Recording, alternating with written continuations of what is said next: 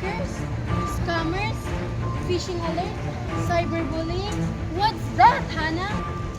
Arna, those are the most common issues in computer and mobile devices.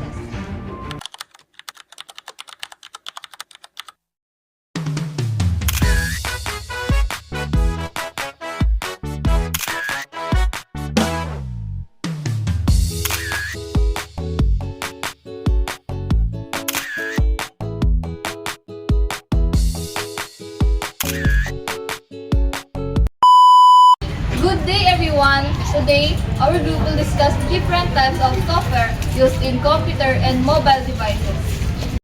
Specifically, we will explain about freeware, abandonware, and open source software, including examples for each category.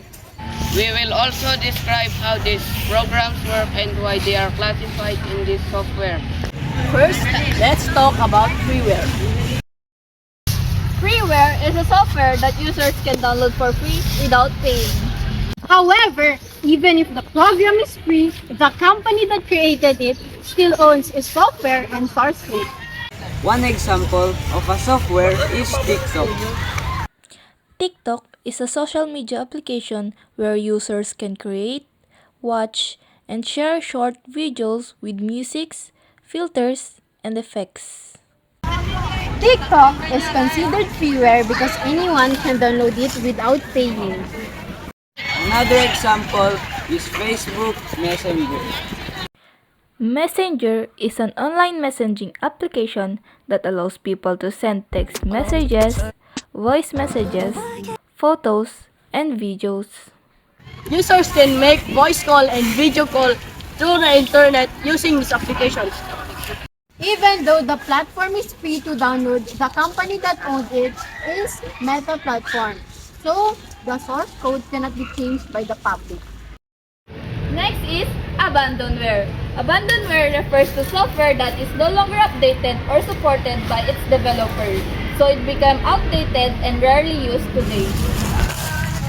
This happened when a company stopped developing the software or when newer the technology and replaces it. Because of this, program becomes outdated and rarely used today. One example of abandonware is Netscape Navigator. Netscape Navigator was one of the first widely used browsers in the 1990s. It helped people access the website and browse the internet in the early days.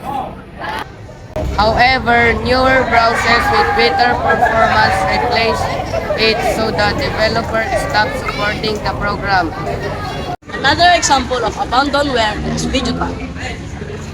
Videotang was a simple video editing program used to create simple videos and slideshows. However, the developers stopped updating the software and the official website disappeared. Because it is no longer supported or updated, the Videotang is now considered as abandonware. The third category is open source software. Open source software allows the public to access and modify the program's source code to improve or create new versions.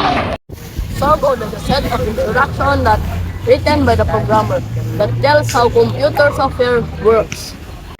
Because the code is available, the developer can modify it and make new versions.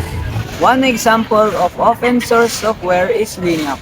Linux is an operating software used in computers, servers, and other devices. The source code of Linux is publicly available, which allows developers to modify and improve the system. Another example is Mozilla Firefox.